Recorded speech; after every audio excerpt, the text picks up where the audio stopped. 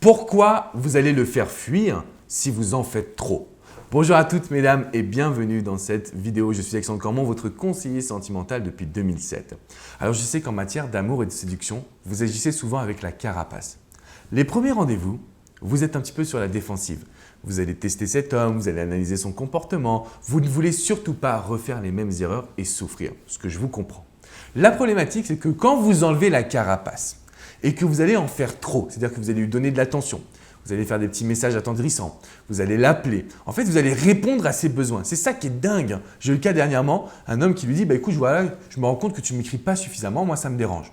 Donc là, forcément, cette coachée va écrire plus de SMS. Et elle m'appelle en me disant « mais je ne comprends pas, il m'a quitté ».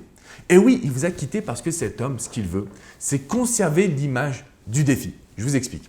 Quand un homme vous voit, quand un homme vous aborde, quand un homme veut vous séduire, il le fait parce qu'à l'intérieur de lui, il a toujours envie de vous séduire, de vous charmer. En fait, il se dit « waouh, cette femme est exceptionnelle ».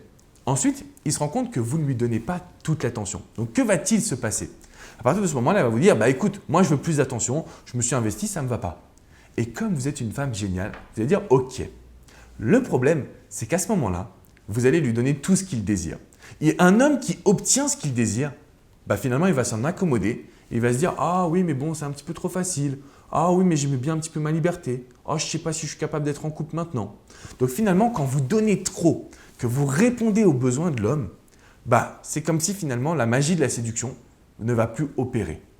Et c'est la raison pour laquelle je fais cette vidéo. Parce que quand vous donnez trop, mesdames, vous allez oublier la notion de défi. Et je sais que ça fait chier parce qu'on aimerait pouvoir que ce soit plus naturel, on aimerait que ce soit simple, on aimerait avoir un homme qui soit cohérent dans ses mots et dans ses actions. Le seul problème, c'est qu'en réalité, l'homme veut vous conserver et aime bien vous mettre sur un piédestal. Donc, il faut lui apporter de l'attention, mais bien garder votre équilibre personnel.